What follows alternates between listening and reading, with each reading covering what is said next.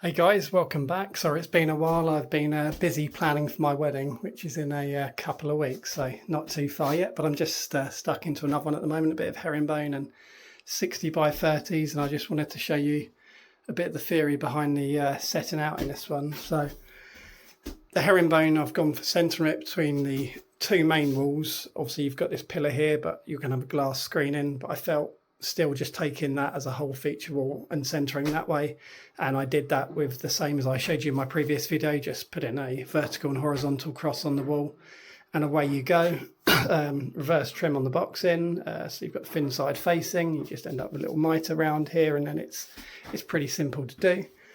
The setting out on this side, I went for a full tile off basically where the shower screen goes. I just moved it in slightly because if I can show you with a level, by the time the screen goes there somewhere over the joint, then this recess will look like it's parallel between the screens. So I thought that'd be a nice touch. And then with this angled wall here, I've just mitered the edges of the tiles in just so they sit in nicely, and then that'll get siliconed and decorated down there too. The little bit of herringbone in the back of the recess, what I actually did is mark the size of the recess, took the centre of the tile and I drew it out on the wall here, which made it quite easy. Then I could just take the measurements and chuck it straight in there, and that literally took a couple of minutes. So that's a good little tip. If you've got some herringbone on the wall, transfer it.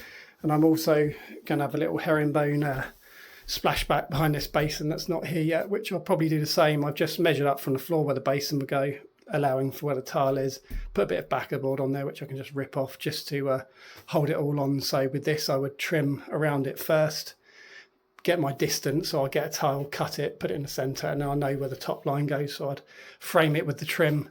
And then again, similar kind of thing, I can either just work the pattern out from drawing it on there or do it freehand. And then on this wall I've just centred the window because that lines up that when I take a full tile off this box in, it looks like this tile is continuing around the wall. It's always nice if you can centre a window as well. And then with the height was quite tricky to set out. The tiles didn't really work out very well with anything like that's not a full tile there. But what I did do in the end was sacrifice a small cut at the top for a full tile off the window. I mean, this wall's pretty bent, so it does help. I didn't really want an L cut around there as well, so it does help a bit.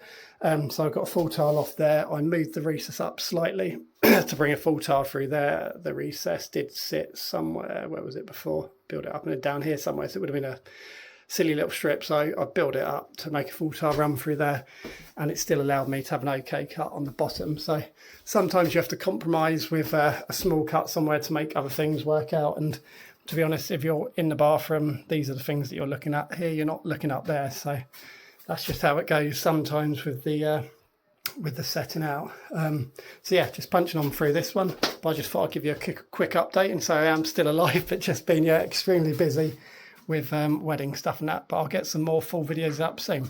Cool, take care, thanks for watching.